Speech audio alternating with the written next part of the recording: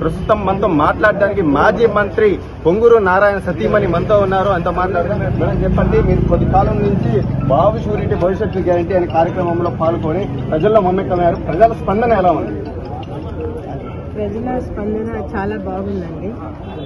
ప్రతి ఒక్కళ్ళు ఎప్పుడెప్పుడు మళ్ళీ మనకి తెలుగుదేశం ప్రభుత్వం వస్తుంది, ఒక సుస్థిరమైన పరిపాలన వస్తుంది అని చెప్పి ఎదురు చూడటం జరుగుతోంది. బాబు గారు రావాలి అనేది ప్రతి ఒక్కరి యొక్క ఆకాంక్ష. ప్రజలు ఎలా స్పందిస్తున్నారు అంటే వాళ్ళ యొక్క సమస్యలు చెప్తున్నారండి. వాళ్ళ యొక్క సమస్యలు చెప్పి వాళ్ళు అవి తీరటం కోసం అనేది మన తెలుగుదేశం ప్రభుత్వం రావటం కోసము ఎదురు చూస్తున్నారు.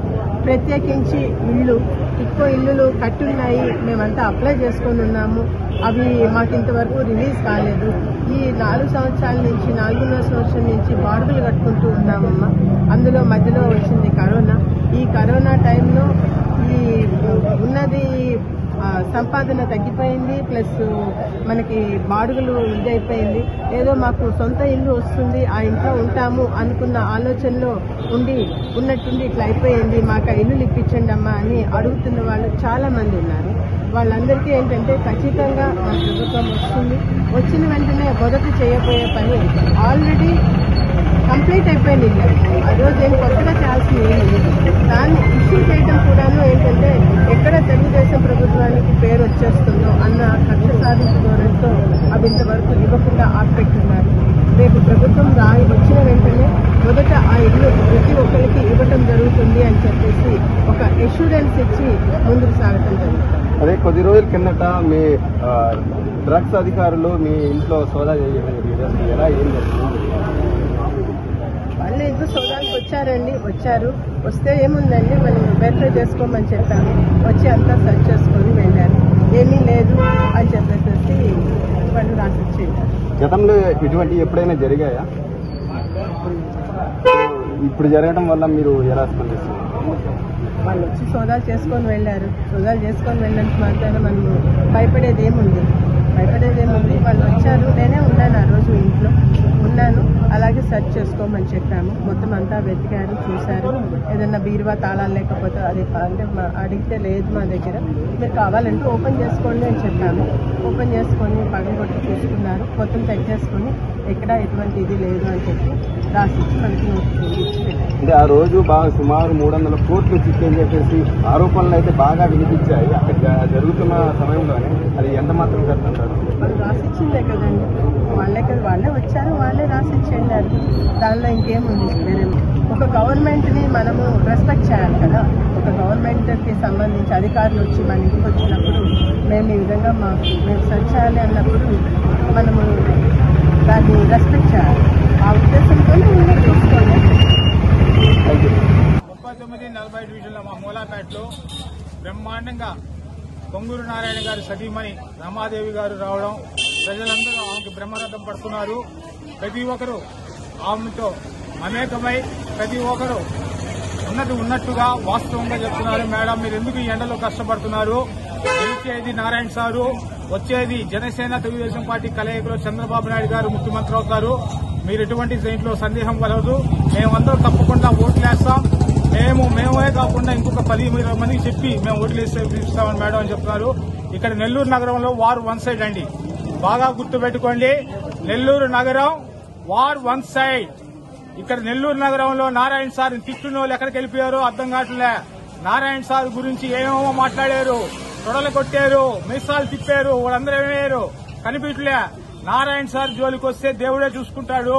అందుకోసం అతని పేరు నారాయణ అనేది. నారాయణ సార్ నెల్లూరు నగరంలో వారు 1 సైడ్ అయింది. ప్రజలందరూ రమాదేవి మేడం వస్తే సొంత కుటుంబీకులు ఎవరైతే ఇంటికి వస్తారో అట్లాగా ఆదరించి మేడం గారికి పూర్తి భరోసా ఇచ్చి తప్పకుండా నెల్లూరు నగరంలో అమ్మ మీకు మేము 1,00,000 మెజార్టీ పై చిలుకు ఓటుతో గెలిపిస్తామని ఈరోజు మేడం గారికి సొంతగా ఓళ్లే హామీ ఇస్తున్నారు. నేనైతే 20 సంవత్సరాల నుంచి రాజకీయాల్లో ఉన్నానండి. ఎవరైతే ప్రజలు ఈ విధంగా హామీలు ఇచ్చింది నేను చూడలేదు. ఇప్పుడు మాత్రం మేడం గారు ఏ ఇంటికి వెళ్తున్నా మహిళలు ఆదరణ చూస్తుంటే చాలా బాగుంది. తన చెల్లిలో అక్కో వచ్చినట్టు మేడం గారిని హత్తుకొని, నువ్వు ఎందుకమ్మా కంగారు పడబాక, మొన్న మీ ఇంటి మీద దాడులు జరిగాయి, మేము చూసాము, చాలా బాధపడ్డామమ్మా, ఇది రాజకీయ కక్ష. మీరేం దిగులు చెందబాకండి, తప్పకుండా మీ వారిని గెలిపిస్తాము. మీరు ఎందుకమ్మా ఎండలో తిరగతారు, మేమే ప్రశాంతంగా ఇంట్లో ఉండండి, మేము గెలిపిస్తా ఉంటారు. మళ్ళీ ఇంకొకసారి చెప్తున్నా, అనిల్ కుమార్ యాదవ్ లేడు, ఇంకొకరు లేరు. వారు వన్ సైడ్. తప్పకుండా ప్రజలు కూడా అందరూ కలిసి నారాయణ సార్కి ఓట్లేసి మంచి మెజార్టీ ఇవ్వాలని కోరుతున్నాం. అంటే మైనార్టీలకు సీట్ ఇచ్చారు కదా, మైనార్టీ ఓట్లు ఏమైనా చీలే అవకాశాలు ఏమైనా ఉన్నాయా? చెప్తానండి, అది కూడా చెప్తా. మైనార్టీ సీట్ ఇచ్చారు మాకు. మేము ఒక తెలుగుదేశం పార్టీగా మేము మైనార్టీస్ అందరూ మా వైపు ఉన్నారు. మైనార్టీస్కి ఏమి ఇచ్చాడంటే జగన్మోహన్ రెడ్డి దుల్హన్ పథకం ఇచ్చాడా, రంజాన్ తోఫా ఇచ్చాడా, ఏమి ఇలా చంద్రబాబు నాయుడు గారి పీరియడ్ లో మేము ఇచ్చాం. మైనార్టీలు ఎవరు పక్కన్నారు? మా సైడ్ ఉన్నారు మైనార్టీలు అందరూ కలిసి. ఇంకెందుకు వేస్తారండి? మైనార్టీ అభ్యర్థిని నిలబెట్టినా మైనార్టీస్ నమ్మరండి. మైనార్టీస్ నమ్మే కాలం పోయింది. మైనార్టీస్ అందరూ తెలుగుదేశం వైపు చూస్తున్నారు, నారాయణ సార్కు ఓటేస్తారు. ఇక్కడే కాదండి, రాష్ట్రం మొత్తం రంజాన్ తోఫా ఇలా, దుల్హన్ పథకం ఇలా అన్ని తీసేశాడు. విదేశీ విద్య అది వీలేదు. ప్రజలందరూ గమనించి మైనార్టీస్ లో కూడా చాలా మార్పు వచ్చింది. రేపు రానున్న కాలంలో చంద్రబాబు నాయుడుకి మైనార్టీస్ కూడా పూర్తి మద్దతు తెలుపుతున్నారు. మేడం మీరు చెప్పండి మేడం. అందరికీ నమస్కారం. నా పేరు విజయలక్ష్మి. మాజీ మంత్రివర్యులు పొంగూరు నారాయణ గారు సతీమణి శ్రీ రమాదేవి గారితో ప్రచారంలో పాల్గొనడం జరిగింది. జనసేన టీడీపీ కలిసి ప్రచారం చేయడం జరుగుతుంది. అభివృద్ధి అంటే నారాయణనే.